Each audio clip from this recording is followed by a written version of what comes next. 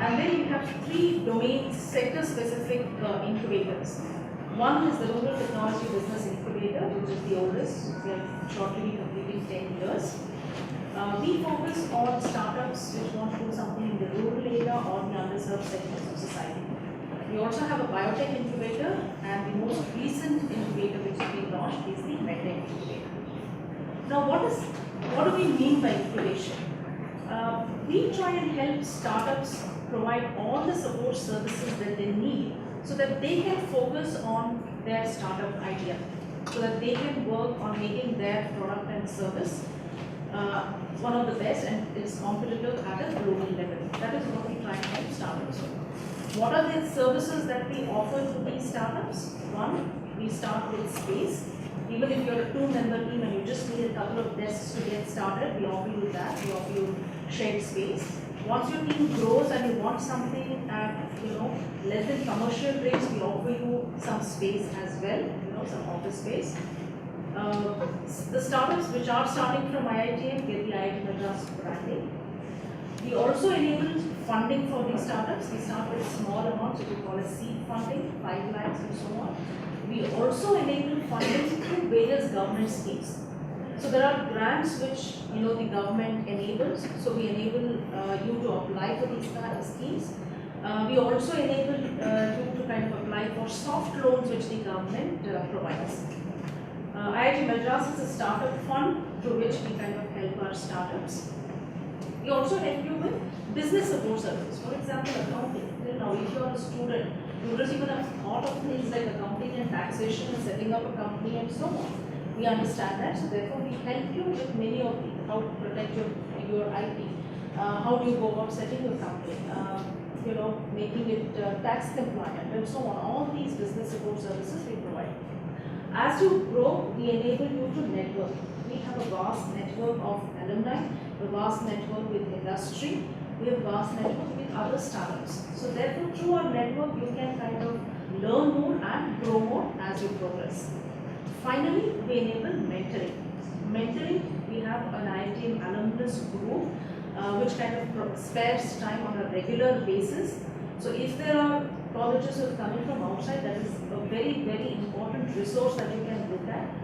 Your alumnus from whom you can learn more, see how they have set up their own ventures, how they have grown. Our alumnus spare time and come in almost on a monthly basis, spend time with our startups, try to understand what the challenges are, and then kind of guide them by by forming kind of an action point table, saying, okay, look, this is the next step that you can do, this is the next step you can do.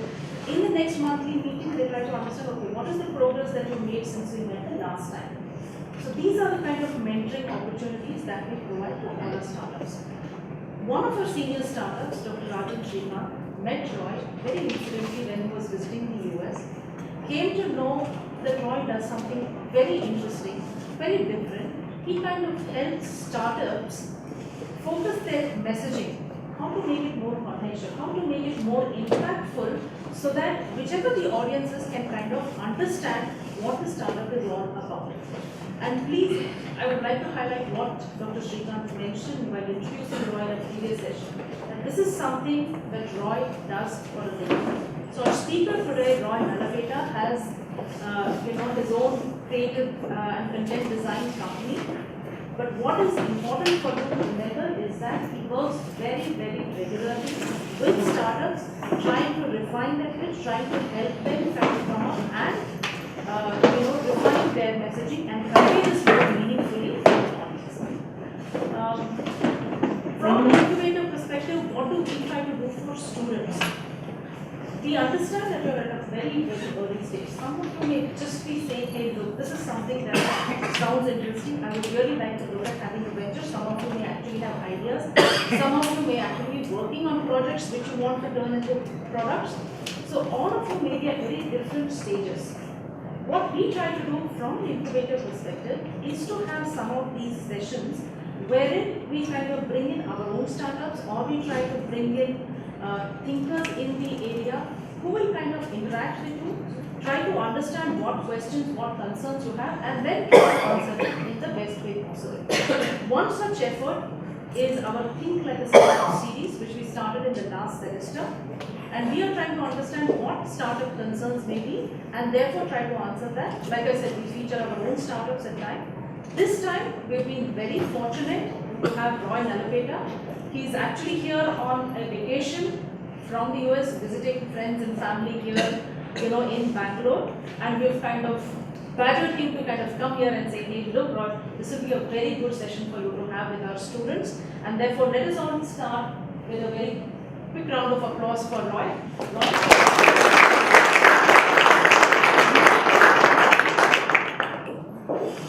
Hello, can you hear me, guys?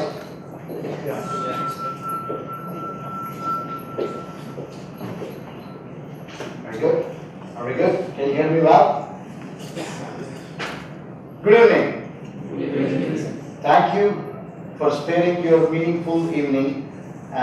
Instead of having fun, you guys are here, so I hope this is useful for you guys. So this startup differently. There's a huge startup culture in the Bay Area. Everybody wants to do a startup. The dream of a young engineer or anybody else, for that matter, in the Bay Area when they come out of their college, is to actually do their company of own. And I'm starting to see that that's the trend in India too, which is fantastic for us as a country. And also very much needed, because the problems here are more, which means the opportunities to solve them as well as create meaningful companies are also more.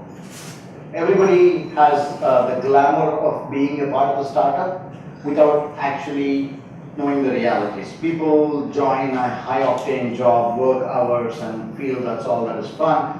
People come up with ideas and say, if we work, if we pitch, if we market, we're going to figure this out. Yes, you are going to do all of that, you're going to figure this out, but during the time there will also be some mistakes, there will also be some huge learnings, and this is one such talk. This is a perspective which is more practical and meant to be more realistic of what a startup situation is. So that's why I say startup differently. So what are we going to get inside? Incubators and startup accelerators. These are the subject topics that we'll touch. Build products that people love. MVP, don't forget the we.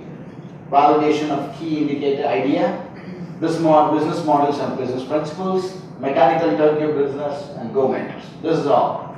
We're going to talk about this. During every slide, I will stop to see if you have questions or if you have some things to do with the size of audience you have. I'm going to make it as interactive as possible. And if needed, we can also take some questions toward the end, and maybe you can talk more about that if you have some questions. Good to go? Let's look at some of the incubators and startup accelerators. Everybody who has an idea wants to be a part of the incubator and say, let's go to this incubator, let's figure out, and let's be a part of the startup. What they do, you must always understand what they do. They give you the network, they give you the know-how, they give you the connections to the investors, they help you with the pitch. Like IIT Madras was doing a fantastic job at all of these things. But what is it that they don't do? What you have to understand what it is that they don't do. They incubate, they help you grow, but they don't create. So a startup idea, a product, a company is your baby. You need to create it. The incubators only incubate, right? They do not create a demand for your product. If you create a product, it's not the incubator's job to build a demand for your product, correct? It's your gut feel, it's your understanding of the problem. It is the nature of the problem, and your product solution is what that creates the demand. If an idea doesn't solve a problem or provide value for customers, approaching incubators or startup accelerators is like a rocket ship experience that runs out of fuel midway. What do I mean by that? An incubator has a series of progressive steps that you have to accomplish, like milestones, show progress, connect to people, build the first version of the product, and all those things. But if you do not have the right product, if you do not have the right gauge of the audience, it's like you're sitting on a rocket ship, you're going at full speed. After the incubator stops helping you, you've got nowhere to go. That's what your fuel is. If your business has intrinsic demand, and if it has some needs that you're fulfilling, then you don't have to be in this situation. Good so far? So, build products that people love. This is a very nice saying, right? Everybody can say this. Build products that people are passionate about. This is again a very nice statement. You will all listen. But how do you judge whether you build something that people actually do now? How do you do? How do you do that? Well, you're all engineering students, so the disclaimer is every equation provided in this presentation is not mathematics. So by knowing the equation P cube is equal to 3P, what do I mean by that? You see that people are passionate about products for which people pay the money for. Does that make sense? People, you get to know whether they're passionately using your product if they're paying money and using your product. That's the hidden part of the cube that you do not see. That's the hidden dimension. So it's important to judge that if you have done anything of real world value. It could be that your product is not a money-making machine, but is something like a utility that some public utility company utilizes and saves things. You are probably a non-profit organization that has an impact. So it always is not money, I do understand that. But when they pay through what? They pay through money, they pay through time, they pay through indulgence. Any of these paying activities means your end customer is interested in making sure that they're using this product. So that's a simple judgment of whether your products are being used. There are so many free products, right? There are so many free products, there are so many free apps. So why don't we have zillion apps on our phone? Because we don't need it. There are a few apps which we use. We use Dubsmash because we love it. We use Uber because we have a transportation problem that they are solving. Even in India, right? They're solving the transportation problem. An auto charges you 600 rupees from here to 3 kilometers and there's no rationale. And here comes a driver who drives me from here to there and charges me 150. That's great. I will use it. So I'm paying for it, and irrespective of the market, I know that it's a very useful product. So this is build products that people love. Any questions here? Anybody in the startup ideas and who are thinking of products? This is a good way to go. So no questions, I can go on to the next one. MVP. Anybody know what is an MVP? Any definition? Market value price. Well, that's an economic definition. Yes, that's good. But in the startups? Minimum viable product. Yep, that's a correct definition. People talk about this for years and years in Silicon Valley. Minimum viable product. What is the definition of a minimum viable product? It is the most bare bones level of a product iteration that you can build, show the utility, and see the customer usage. That is what the definition of a minimum viable product means. It has the most impact. Now what happens is people build minimum products. What does that mean? Minimal products means they have very less success. They do not focus on delivering the core features. Usually, a minimum viable product is the one that should also solve the most vital problem. Example, Dropbox. Dropbox made this example very clear, right? I sync files across all your devices. That was the single most feature that grew the company from zero to some $1 billion valuation. It's great that they're adding other features. Majority of you might have used Dropbox, heard of Dropbox, or used Google Drive, which is an equivalent of such a thing with differences. But they solved their minimum viable product had one key feature. It sunk files across all devices and they solved the most vital problem. I do not have to carry this laptop everywhere to just show my presentation. As long as it's in Dropbox, I just can access it here. That's what they did. So the minimum viable product is only effective, it solves the most vital problem. You're thinking of an idea, you're thinking of a product solution, make sure that whatever you build solves one single problem and it does it so very well, then you will know whether you build a minimum viable product, and it usually is a success. Make sense? Any questions so far? It doesn't have to be a lecture if you guys speak up. Please be, if there are any questions, there is no formalities here, just raise your hand and go ahead and ask the question. Just introduce yourself maybe. And do you have any questions right now?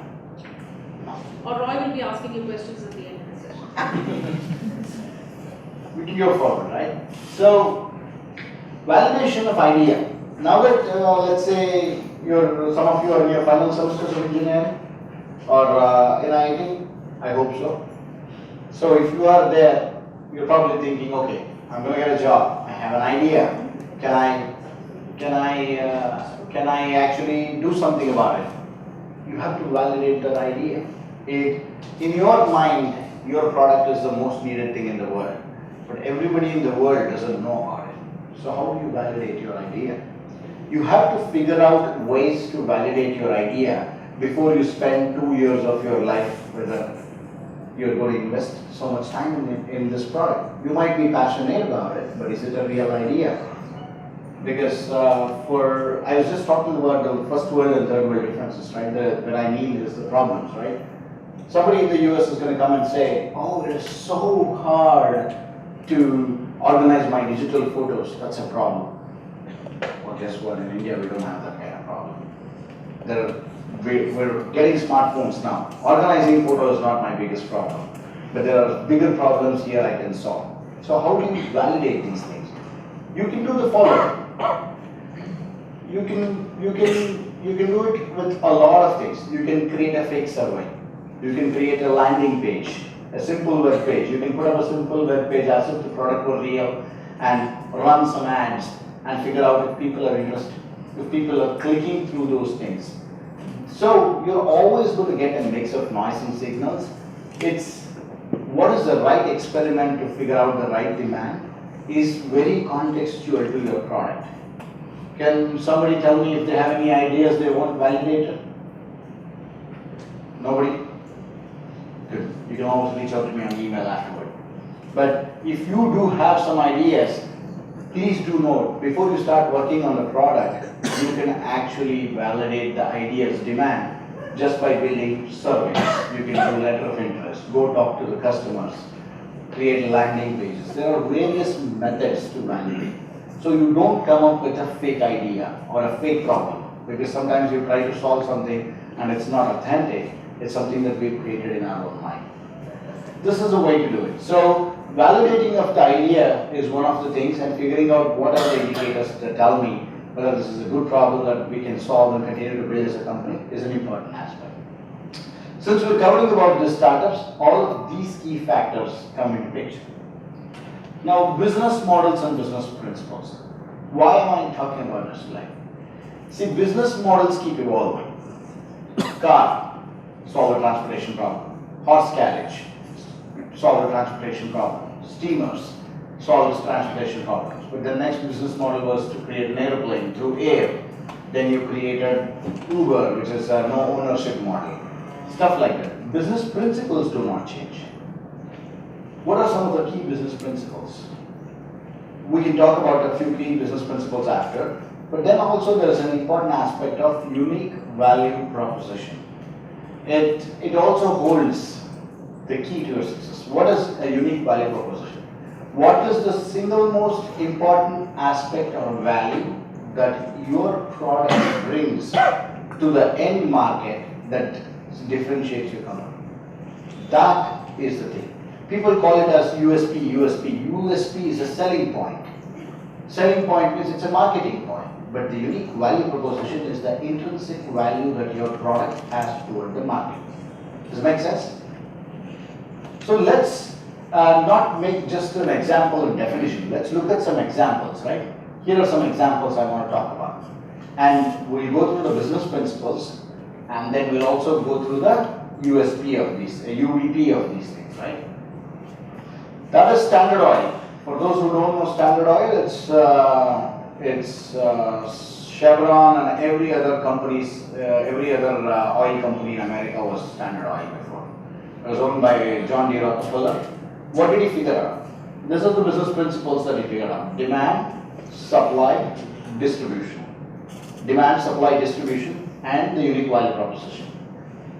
In the Northern American United States, in the early 20th century or towards the end of the 19th century, fuel and oil was abundantly available. People did not know a way to package that thing.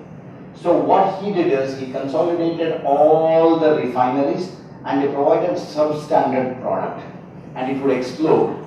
And he figured out, and the transportation was primarily through railways. What did this guy figure out? He figured out that he can consolidate all the supply. He can enable distribution through pipeline. What is considered of transporting oil through a pipeline as a common knowledge today was an innovation at his point in time. And what was his unique value proposition? He had the best refinement process for kerosene. The kerosene wouldn't explode. That was the daily thing. Everybody's house, some or the other way, the kerosene would explode, people would die. He had a refinement process that was fantastic and he called it the product standard. That's how it was standard oil. So that is his one. He figured out the basics of his business. Of course, he did a lot more than just doing these things, but this was a single most important differentiator for his company and business principles that pushed him to be the world leader and the richest fellow of his times. So this is a very old example. Let's look at somewhat recent example in the 70s. Steve Jobs founded Apple. Very good example. But if you look at it, what was the demand? Computing resources. In the 60s and the 70s, people had a computer that could probably fit in this room. And they were able to do simple multiplication tasks and some job and data processing tasks, right? Computing resources were scarce. There was demand for people and there were manual digital calculators which were becoming complex and complex, and there was no computing resources available for everybody. He figured out that there was a demand for computing resources and he had a vision for it also. What did he do? He manufactured the computers, he manufactured it himself. He figured out distribution channel, which is selling in stores and direct. He figured out both retail and direct. What is this unique value proposition? He first created the first personal computer ever, one of its kind. Was it affordable? Yes, the first version was affordable, the next version was expensive. But he created an entirely new market which was not there, just based gauging on demand. Was he a visionary? Yes, he was visionary because he had other things figured out too.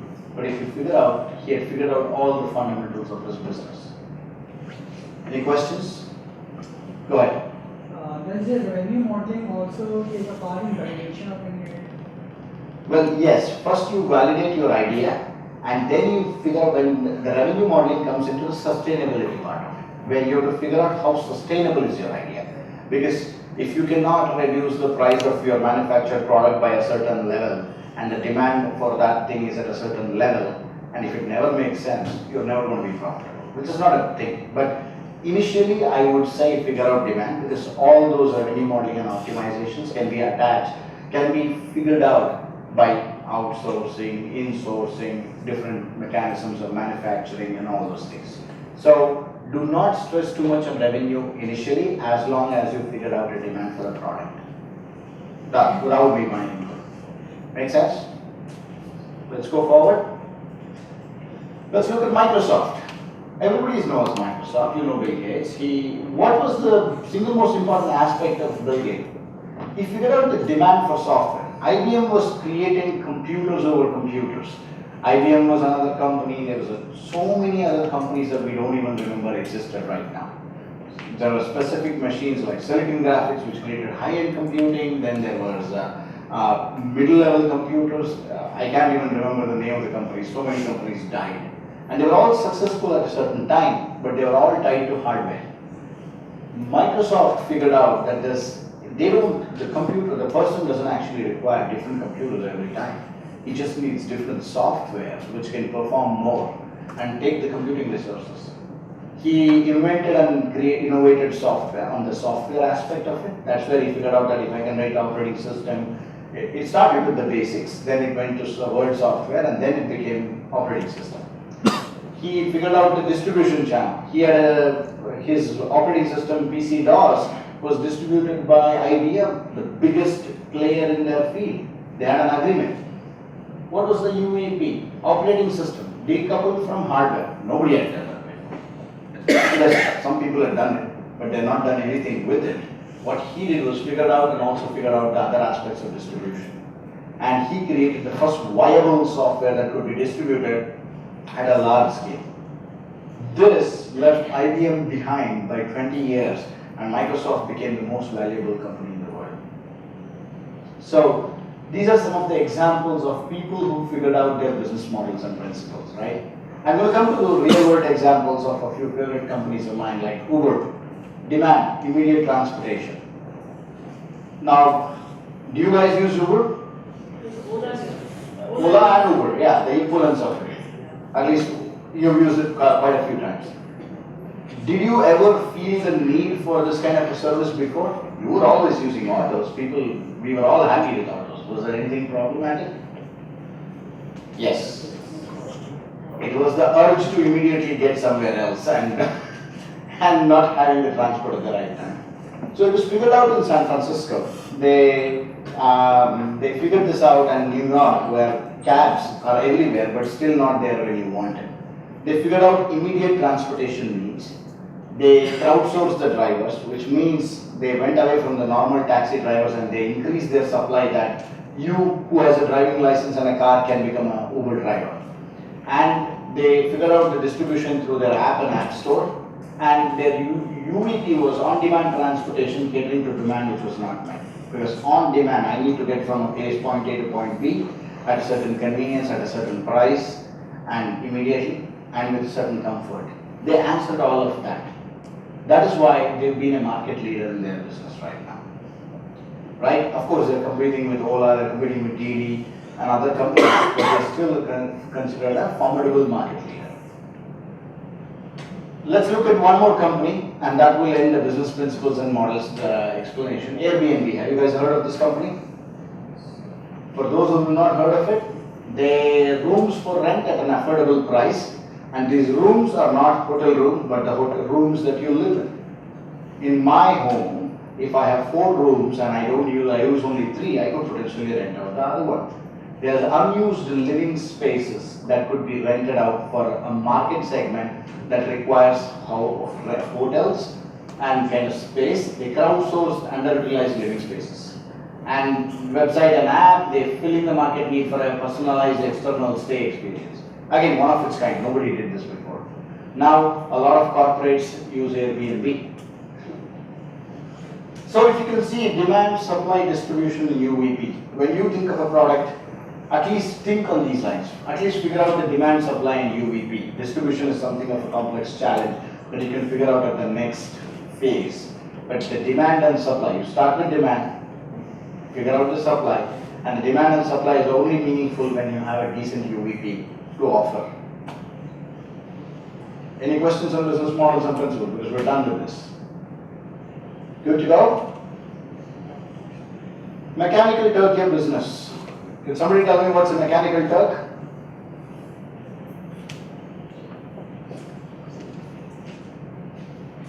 Students in history? Favorites of anybody Amazon users? Don't begin with building a product, build a facade to work with the customers. Anybody has an idea to contribute? Is anybody thinking of a startup idea? Be bold, even if it's not, create one. Anybody? Go ahead. It's like the marketing and industrialization of IoT products. So what do you want to do? So like from different colleges we have IoT centers and research labs. We take their ideas, we'll help them building the project and we'll launch. Launch. Part of that we'll give to them and part of that. And is it a website or is it a... Create a website basically. Right. And did you spend a lot of time doing this? Yeah, not a lot. We just spend a lot of time with it. You didn't spend enough time. What could you have done? You could have built just a web page without all the automation and done all this through email. You would have built a system which sends a request. You would have built an application form. You would have built a place where somebody views the form and approves it.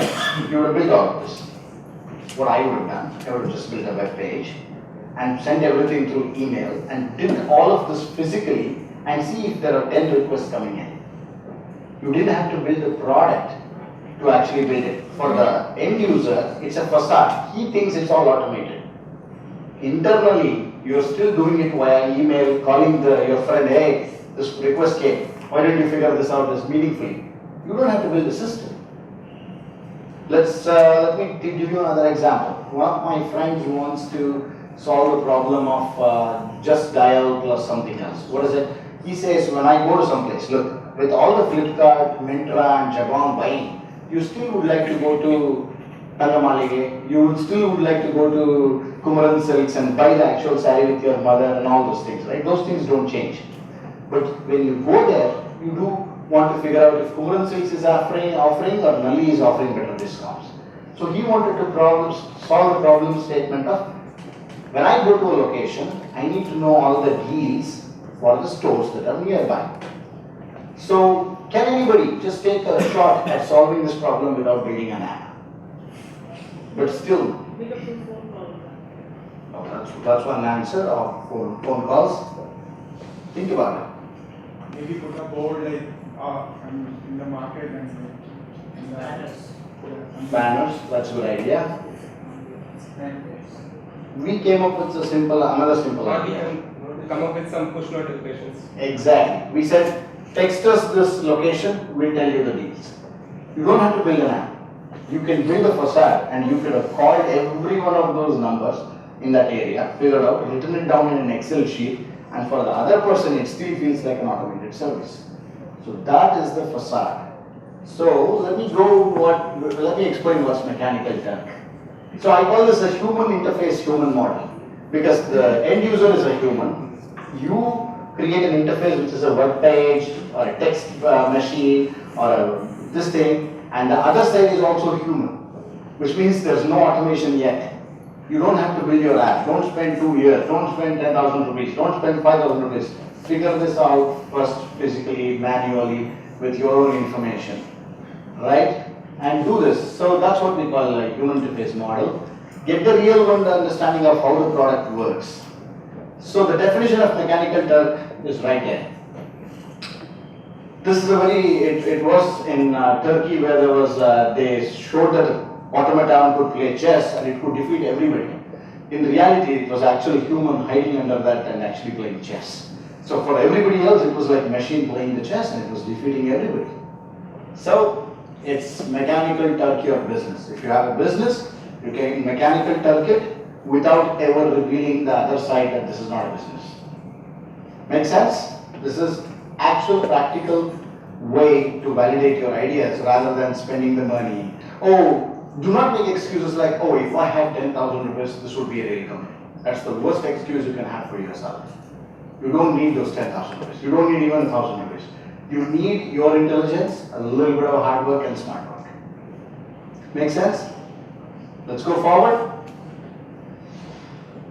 This is my last slide actually. So here's what it is. Entrepreneurship is a long journey. So look for your guide.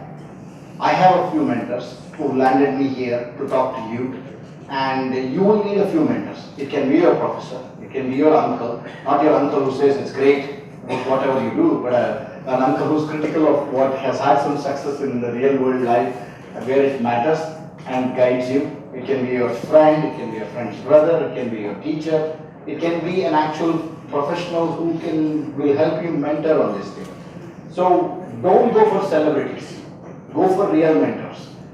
You do not want Narayan Murthy teaching you anything about software because he has no time, and at this point in time we do not require that kind of mentorship. You have to figure out the right mentors at the right stage of the time, and don't go for Michael Jordan, but that's what mentorship is all about.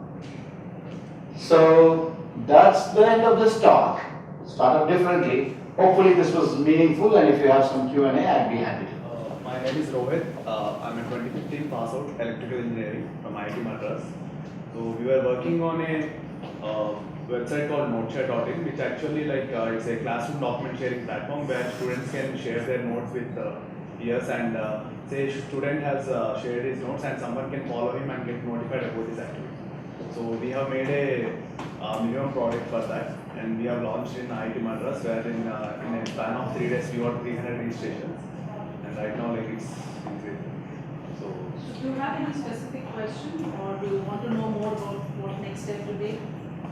So the same thing, we never thought of any business model into it. So right now most of the persons say what is the revenue model you have, and how are you going to make? So this is the point. I would recommend you gain more users. Just the most important advice we got from entrepreneurs we talked about when we came into business, like learning, right? At this point in time, you said minimum product. I would say minimum viable product. Make sure it is a viable product. And also say that now you expanded it to IIT. Make sure that you have active engaged users, not just sign-ups, and they're actually using your product. Then think about launching it to all other IITs exclusively. Use the Facebook method. Facebook started with Harvard University, went to all the Ivy League universities, then went to the next rung of universities and see, gauge demand, refine your product at this point in time. You don't need money if you're invested in building on it right now. Of course, your time and investment is money, but when I say external money, so build a serious enough product to show important metrics and traction aspects. Like we have 300 signups, but we have 250 daily users who are actively using it. So out of the 300, 250 use it. They use it more than 4 hours. An actual classroom session is 6 hours, but they use our product for 2 hours, which means you're an important part of the curriculum. You can go talk to other IITs. So I would say focus on building the product more at this point in time. Figure out revenue later. There is going to be a way. It might not be direct, it might be indirect, like working with institutes like IIT itself. But at this point in time, focus on building the product and refining it, and see if you can get metrics like active users, daily users, build on that. So I would recommend do that, unless you want to fund it and go with that part of the situation. Next we have Prashant Kumar. And we you want to just explain a little more about your startup? Yeah, Prashant Kumar from KCD College of Technology. We just have a startup about IoT products and all. So like in our college, it's very famous thing for IoT. So guys have product about it. Various colleges are now building. So the guys were building product in final stage. We need to commercialize it. So we need a launch startup and all. Which are help. So are you an actor? So I have a little trouble understanding what it is that you do. You should say I'm an accelerator. I'm a person who helps it commercialize. You need to be more defined in what value you bring. I see where you're going, but I do not get the full idea. We recognize the products which are really needful for the society. Are you like Product Hunt? Go look at producthunt.com. Sort of bigger events. Because Yeah. when you take a product from the builders, the product is built by some other stuff, so we just market as a product built. So go look at Product Hunt model. The Product Hunt is a website which does this. They highlight different products that are utilized for everybody. And what they do is they popularize their app as well as website as a way for informing users about the new products. Your revenue models and all those things will come later. But initially figure that out. See, because signing up the companies that want to showcase with you is one thing. But driving customers through you is the most important thing. Because I will sign up with you, but what's the use if I don't get anything from you? But if I sign up with you and I get 10 calls, phone calls next day, then you are very wired. You're like my yellow book, right? You're my like yellow book. I'm going to value your this thing more. So figure out that part, and I think it's a good idea to do what you guys are onto something. Look at the models that have been already created in the US. Bring your own spin considering the Indian scenario. See your university context and see if you can leverage more of that. So I would say think about that in that way. If we have time, we will certainly be taking more questions as well. So it's not necessary that you need to have signed up. So please keep thinking even as we are taking these questions, and if you have something we can certainly take that. We have Arvind from BSR College of Technology. Arvind? Yeah. Please just introduce yourself and what is your startup idea and what would you like to ask? I am Mr. from BSR College of Technology. And my initial idea is making agriculture product even from farmer to all and homes and all our waters. Initially, I started a WhatsApp group. For instance, multiple student needs cow milk without need to milk. So instead, I started a group, and from the producer of the milk, I instead changed the producer of the breed to the producer, the person who need a breed to clean up that cow.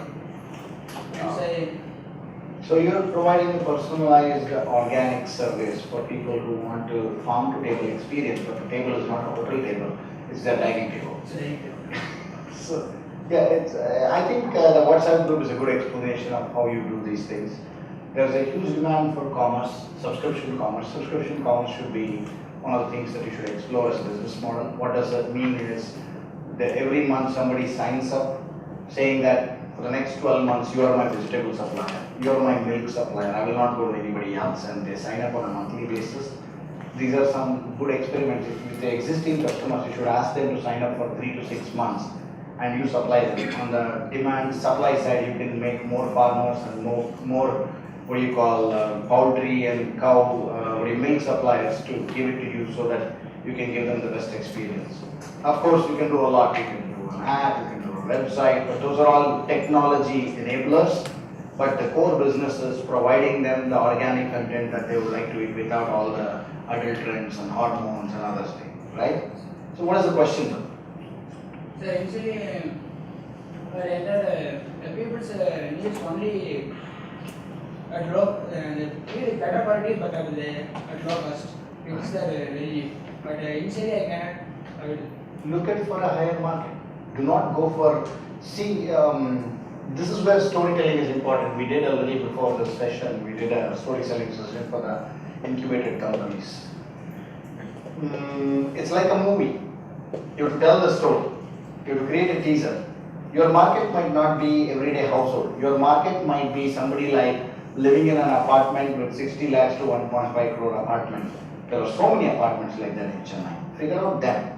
Because initially you cannot go at the lower end of the market because you cannot sustain that as a business. To go there, you have to be a little more finished. You have to create a story around it. What is the story? Why are you doing this?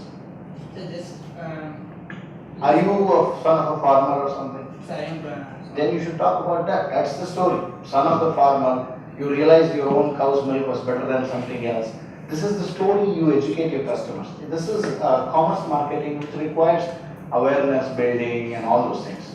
Organic market is already there in India. The IT professionals are your target market who are thinking about the healthy living, healthy thinking and all those things. so today in India scenario, the organic product is very not even ordered and even the characterization in organics. It is my. Yeah, so you should do that. You should build a story. I think you have an experiment that you can already prove. What you need is a little bit of polish and storytelling, and you should target a different market segment at this point in time because it's not sustainable for you to go cheap initially. That's all I can say for now. After that, I think you'll figure out with more experiments. Thank you. Before I take the remaining two sign-ups here, I mentioned this at the start of the sessions, but I know we've had quite a few joining later. We are trying to circulate a feedback form. I don't know how many we'll reach out to. If not, please do contact us and speak to us and let us know what more you would like to see through these sessions. And if you have a feedback form in hand, please do be frank and let us know how we can include this program. Next, I would like Mr. Mayur from IIT Madras. Myself, Mayur, from the College India. I got my group of friends. We are thinking about starting up a spare part, Indian spare part manufacturing unit. Spare parts, OEM man, for two-wheeler, four-wheeler. Indian part, any kind of engine, and automobile spare parts. To get a contract from a company, it's not a big deal. From small companies, we can get a contract. But the problem is that how to get a space, how to get machineries, how to buy machineries, how to start. That's a big problem. Right. So, why do you want to manufacture this? Is it not already being manufactured? Yeah. It's already being manufactured. I have to just start as a small manufacturing equipment, and after that I have to grow. No, I'm asking a question as to why do you feel the need to manufacture? Is it not being manufactured today at all? Then why would you want to take up manufacturing? Unless you have a specific patented process, you come up with an invention. You could be an aggregator, right? You could be various business models. Like, for example, I'll tell you, Amazon is a good example. Amazon initially sold somebody else's books. They didn't have to buy it. They sold some other products from somebody else. They didn't have to buy it or source it. They supplied directly. Now they buy it, they source it. So your model may be that you want to manufacture and provide actual value later. At this point of time, you can procure it from different manufacturers and supply it for the demand market already. Because you have to validate your demand. Who's today dying to get an aftermarket part? It's called aftermarket parts or OEM parts, based on what you want to say. So you have to figure these aspects, without which having it's a great idea, but why is a validation that you have to build. You have to tell me that, hey, when I go buy a scooter, I don't get an OEM part that I can afford. I bought a Bajaj Pulsar, now there are so many million bikes, they're all requiring service, they require some response. So I think you should focus on validating the idea at this point in time, and then see what your business model should be, than say, I want to be a manufacturer. Why not do that, right? Instead of not facing a problem, looking at a mountain of an obstacle, why don't you go to a different route and see if you find a different route? That would be my suggestion for you. So last in this we have chemist John Paso.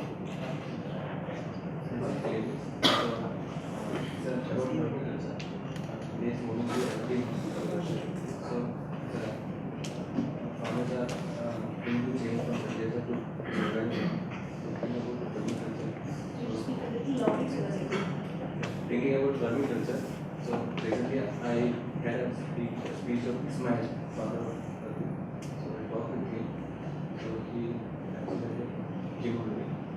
How to start? So I need the clear definition of what is vermiculture. Effluent using mixed waste, we are converting to this. And is it used in agricultural farm? Exactly. And do you have farmers that you know about? Can you start with an experiment of proving this in a given farm for 1 acre and to figure out metrics like yield, differentiation between fertilizer usage, cost per acre of cost on using a fertilizer versus vermiculture? These are all things you can do with your own farm. If you get some data, you will need some validation, then you can build the market models. Initially, right now, we're in the validation phase. You have an idea, whether it is valid, whether it is sustainable, is something like an experiment that you will run on your own farm. If you could, it doesn't have to be 1 acre, it can be 1/4 acre of the farm that you did with this and 1/4 with fertilizer and draw the differences so you can get interest. Then you can go about signing up farmers and other things, right?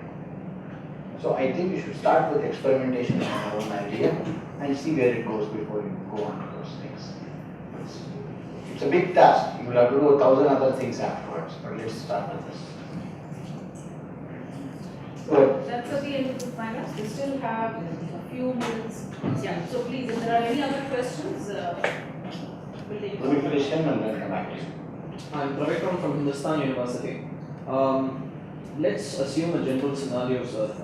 Let's say I've completed validating my idea using the methods you've suggested.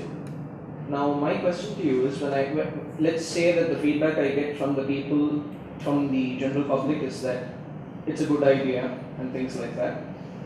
Now, let's say when I'm thinking of starting a company, would it be better to bootstrap it or to fund it using investment from angel investors and people like that? It's a very personal and subjective question. It is all dependent on you, on what you want to do. Because I'll tell you this. We bootstrapped our company so far. In 6 years, have we become Mudra? No, we have not. Have we become somebody else? We have not. We've chosen to remain slow and organic growth, and that's my personal choice. So, if there is a vision and an immediate demand for your product and you see that it has to grow fast, that is when you seek venture funding, because somebody else will run away with the idea and you want to get a market share. If there are some pressing market needs, then whether you like it or not, you make some choices. That is funding. There is no right or wrong thing to do. It's a personal choice thing. Further, you have to know what comes with funding. With funding comes a lot of pressure to grow, scale, and show this thing. If you're confident of that, do that. With non-funding comes slowest growth, no zero motivation to build your business and all those things also. So there are pros and cons of what you have to do. I would rather you make the decision of what this journey of your company has to be.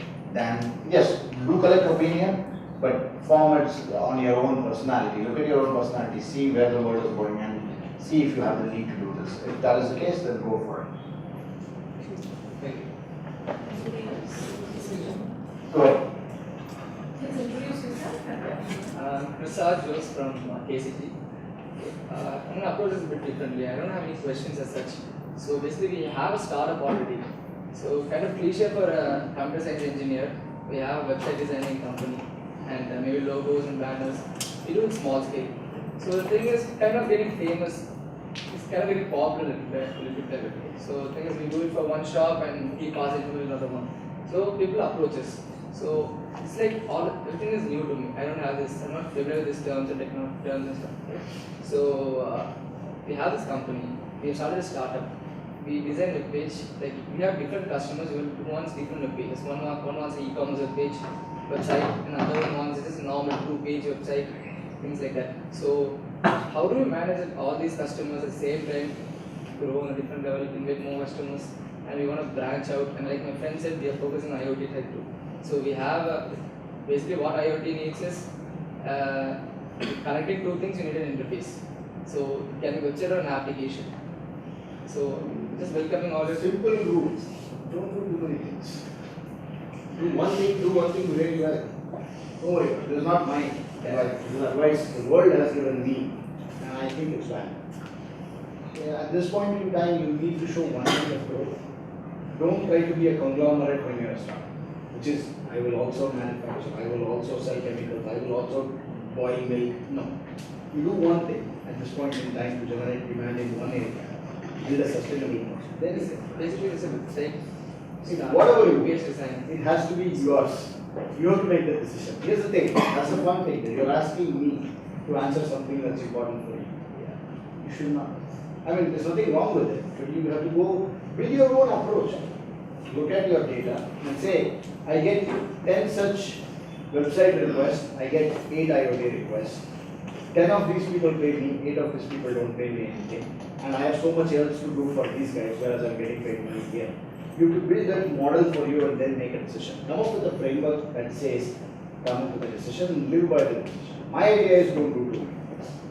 You cannot focus. I think there will be many other startups who approach you for the incubation facilities. So is there So any why other don't you do one factors? thing? We can wait for a few minutes after the session, and if there are more follow-up Sure. questions, you can just invite. Is there anyone else with a question? If you have no questions from this end, anyone? Yes, I will be coming back and as well. Just an idea, any place that you're stuck at while you're working? Yes, please. Size on UPT, and actually even the term USP. Can you tell me a bit more about the unique selling points and like how does it differ? Well, look, a selling point is something when you have something differentiated, right? What is the unique selling point of Airtel? Like provide faster network, something like that. That's what they say, It's a big thing. right? So let's look at Mac. Let me take a far more broader example. It's cliche, but what's the unique selling point of Apple? They manufacture both hardware and software. But what is the unique value proposition? Their software actually works seamlessly with some of their devices, all of their devices actually. So they provide a seamless experience with their software and hardware. It's engineered to do very well. So that's their value proposition. Well, they have something that they offer which is backed with substance, and they market it in that way also. Just like the iPhone. It was the first internet communicator device where touch actually worked. So the value proposition is the intrinsic value that your product has to offer. The selling point is just a marketing angle. Is that it you're selling offering. what your UPT? Yeah. We have time for just one last question. So is there anyone who would like to answer something to Roy? No? don't feel compelled, you can always email me. Yes, absolutely. I mean, great. So, Roy, we just have a few tips to give to the students who actually kind of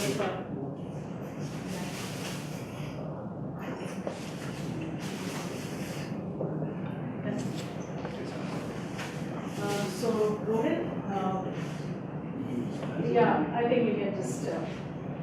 So, Rohit, we have just a few of these for all those who kind of, had the courage to come here and kind of ask the questions, please. All right. I think it's crowded, so therefore, we're not able to pass it around.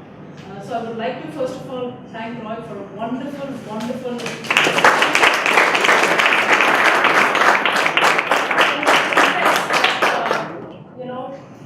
He was driven in from Bangalore today morning. We had a 2.5 hour session in the IIT Research Park just now, wherein he interacted with startups. And I must say, it was such a pleasure to see a completely different take on how startups can evolve, which he has presented here. I also mentioned this in the session there that Roy is supposed to be on a vacation here. He's coming from the US. Supposed to be spending time with friends and family, and we are ever so grateful that he's coming here, spend some time with not just our incubated startups, but he also agreed to spend time here. We've kind of gone back and forth on how to make this interactive with all the students and the young startups. So therefore, a big thank you, Roy.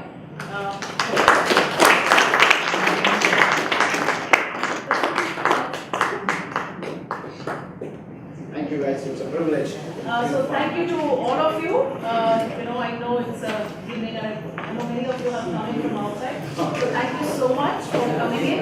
A big thank you to all my teams from Incubation Cell and RTBI who had back-to-back sessions. Thank you so much. If you filled up the feedback forms, please hand it over to Prashna, whether you can raise your hand please, and please. Okay, so either one of you is can just take